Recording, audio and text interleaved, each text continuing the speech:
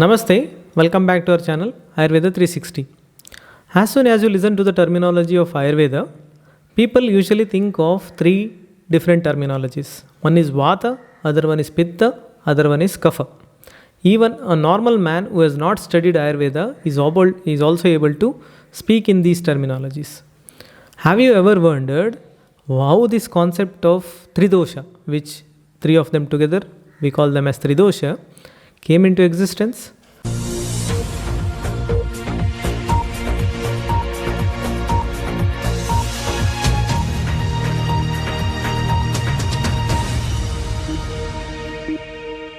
Being an Ayurveda Vaidya or an Ayurveda student, initially you should know this topic.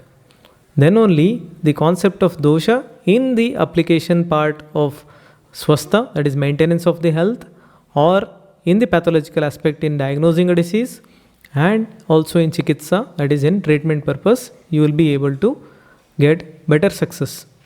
So basically, when our acharya, or you can say the ancient people used to live, when they used to live, the difference between today's time and their time was the way how they used to see the nature.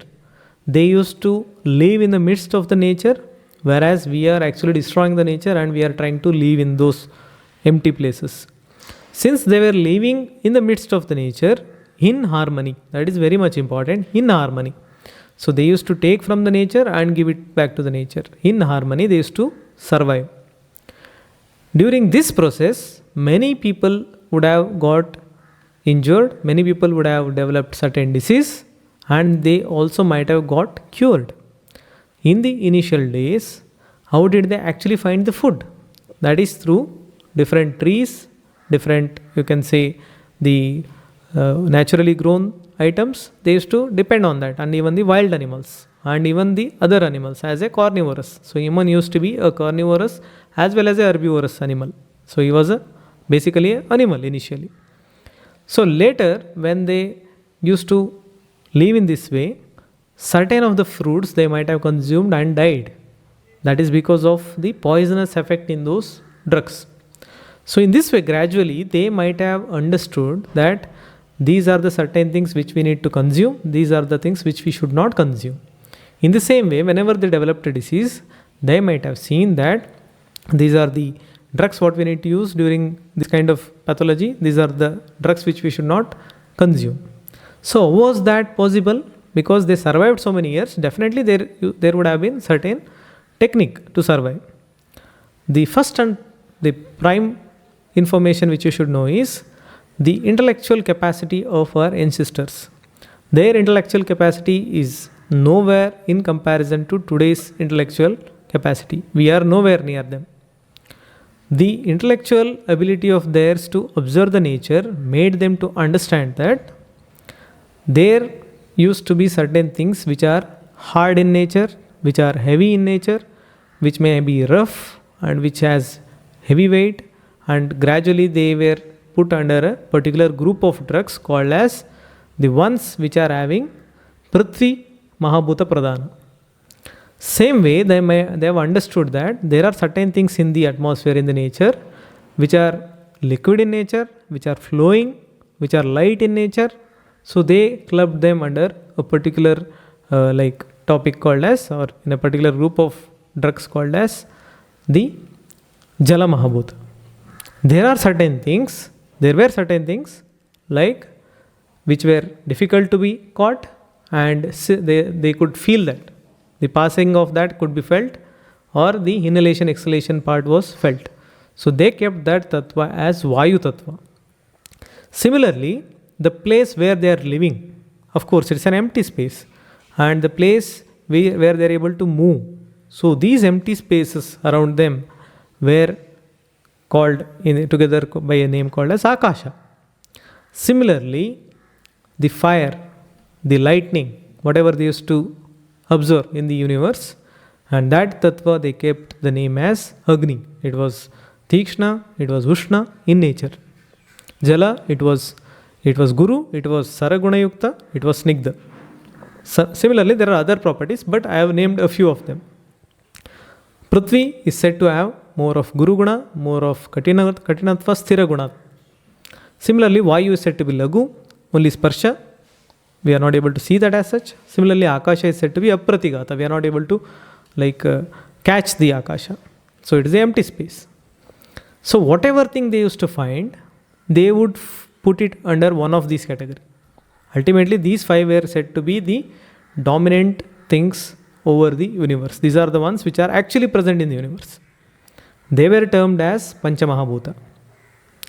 Now the point of interest is when they started to observe themselves as a part of the nature. Of course, they had already accepted that they were part of the nature, and now they started to introspect their own bodies. They realized that just like the universe, we also have certain things in our body which are said to be heavy, which are sthira, which are stable, and which are, you can say, having particular property, like you can say the hardness. They were kept under the Prithvi Mahabhuta, like the bony prominences of our body, like the skull, just like the Prithvi Mahabhuta. Similarly, we have certain liquids flowing in our body. Now, those things were kept under Jala Mahabhuta, just like the blood, just like certain fluids, like the intracranial fluid, intra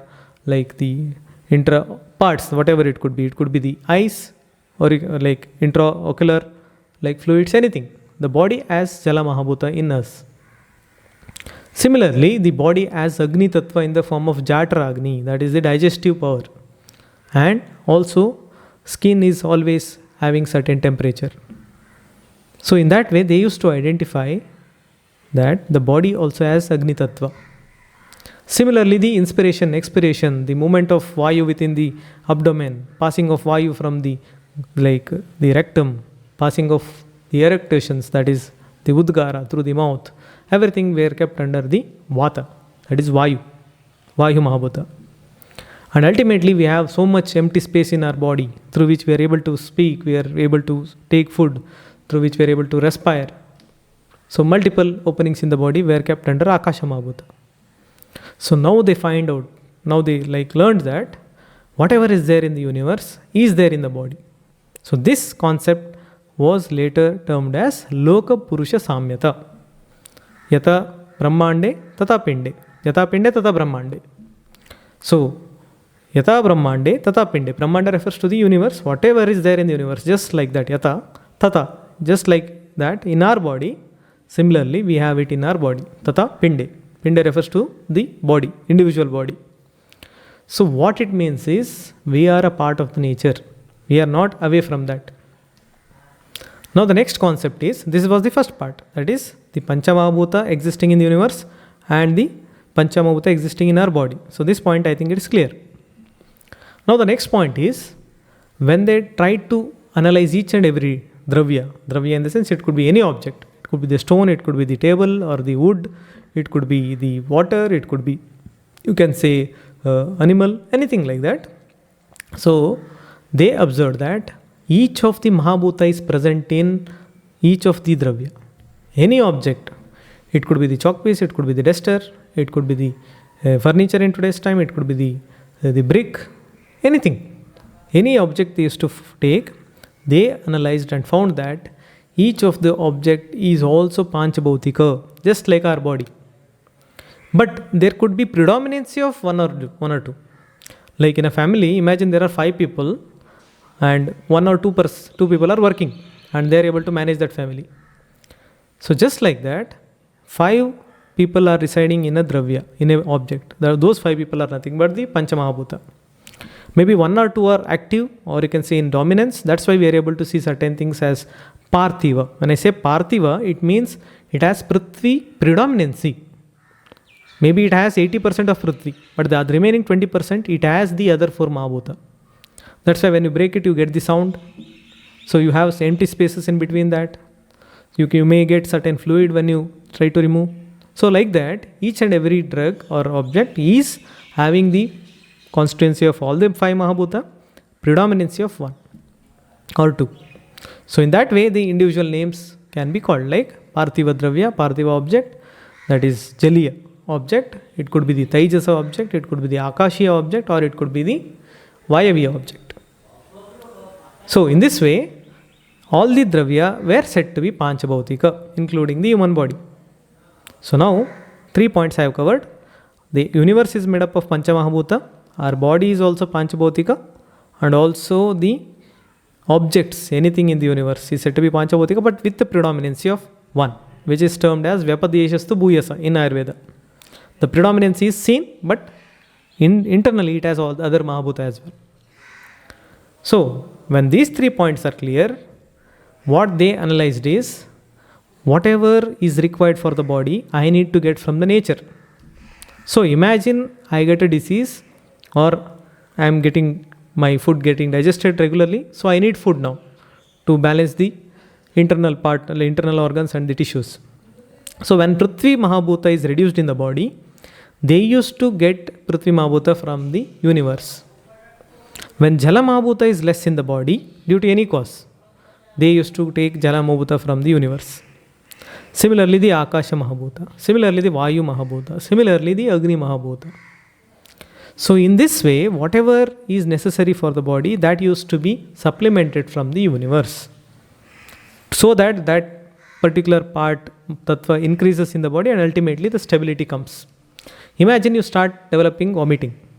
As soon as you vomit out, certain amount of fluid is lost from the body. You develop diarrhea, certain amount of fluid is lost from the body. You feel tired. Why? Because the fluid part is necessary for the body.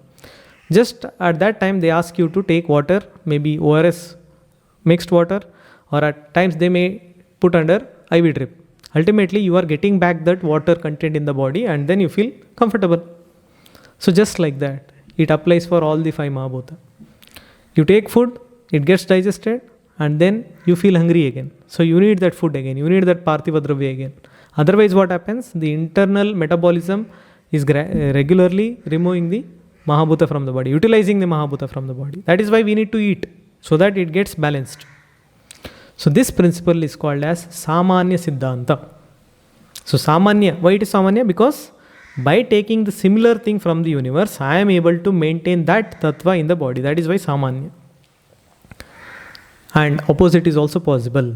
When there is an excessive water content in my body, maybe due to any disease, I am having swelling with water content, I can take an opposite drug. In the sense, I can take the drug which is having opposite property to that of water.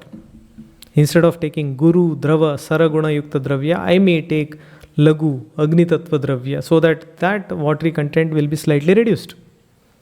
Similarly, when Vayu is increased in the body, I may have to take certain thing which is having opposite property to that of Vayu. So this is called as Vishesha. Vishesha Siddhanta. Means, whenever a particular tattva is increased in the body, abnormally high, that needs to be reduced. And how it is possible? By supplementing it with the opposite properties drug. Just like that. So imagine those 5 people in the home. So 3 people are not working, only 2 are working. And imagine the family gets a 6th baby. So now the unnecessary inclusion of that 6th baby should be contracted. How? He also should go to work. Then only it is possible for them to survive. So going against the usual rule, 3 people were actually resting. He should have also rested, but that would lead to increase in the burden of the family. That's why just take opposite of that usual action. So send him to work. So just like that, you take opposite drug into the body, so that that excessive tattva will be balanced. So it is just like a weighing machine. Whenever the body is losing certain of the tattva, that can be brought up by consuming the things which are there in the universe. Whenever the body tissues, or you can say the tattva goes up, that also need to be balanced by intake of the opposite property drugs. So one is called as Samanya Siddhanta, other one is called as Vishesha Siddhanta. Ultimately, our aim is to balance the Panchamahabhuta in the body. So I think this point is clear. It doesn't apply only to the physicians, even the surgeries. Whenever there is excess growth in the body, what you do is just remove that. Not necessary, Vishesha. Whenever there is a particular missing part in the body, you try to give that by donors, by taking from certain donor. That is Samanya.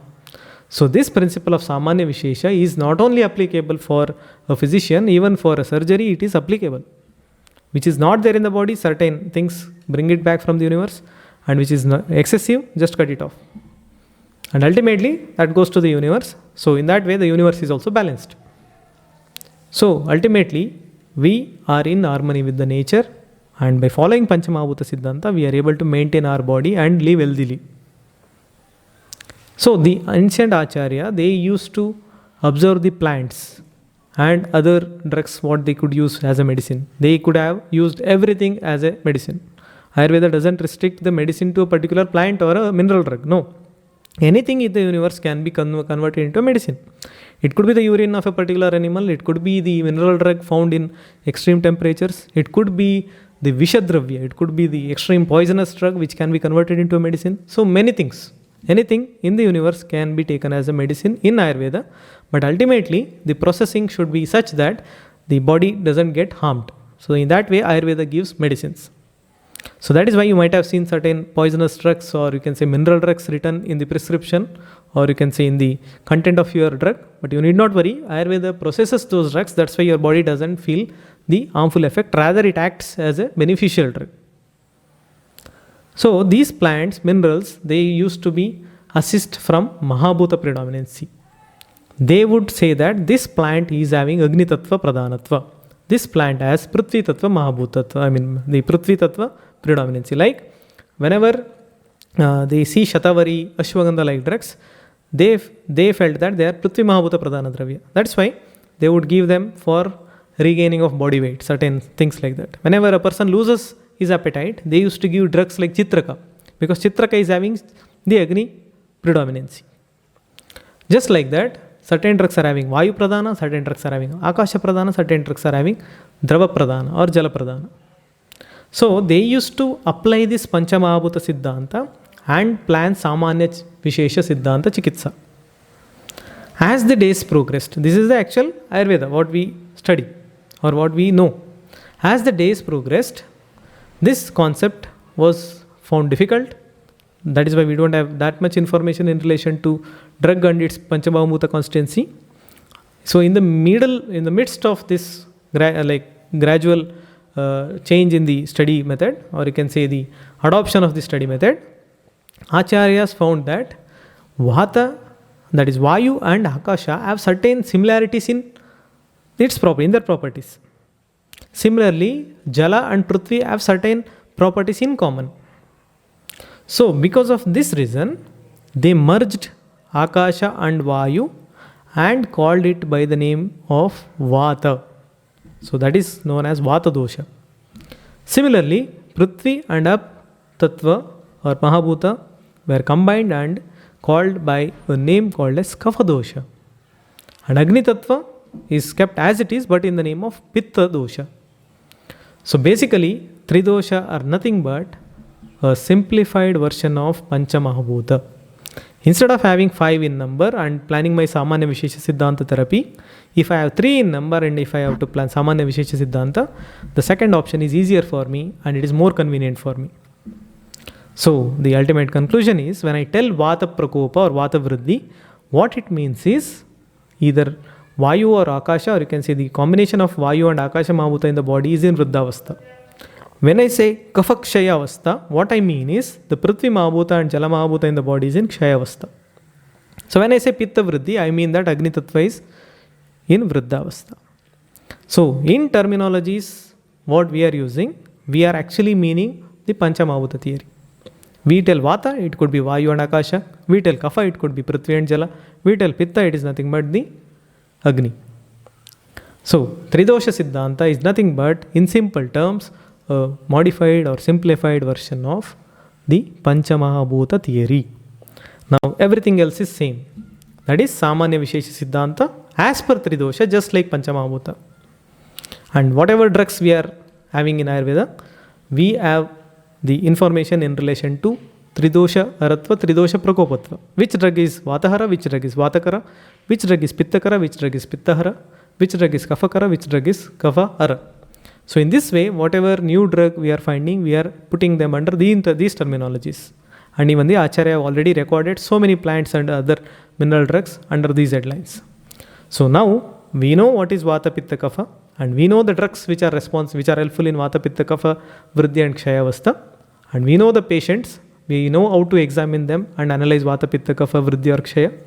And ultimately combine these things, you will get the treatment modality and ultimately the person's Dhatu Samyavastha, the maintenance of the body in its normalcy can be managed or can be done.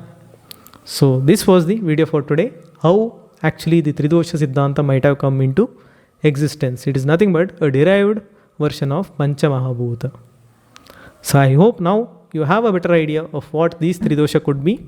This is a pure hypothesis based on the Pancha Mahabhuta Siddhanta.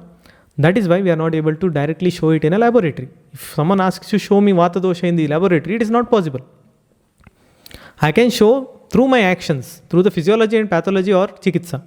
But anatomically I cannot show this is the Vata, because Vata is a huge topic.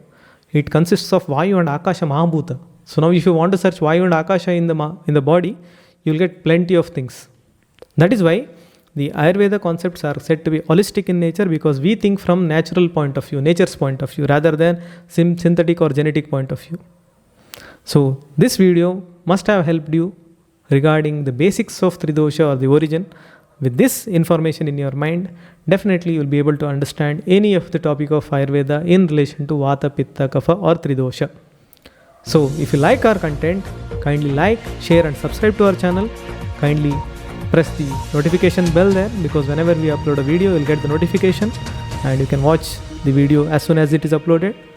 Please tell your other Ayurveda loving friends, colleagues and the needy people in relation to the field of Ayurveda about Ayurveda 360 channel, and let them also like, share and subscribe.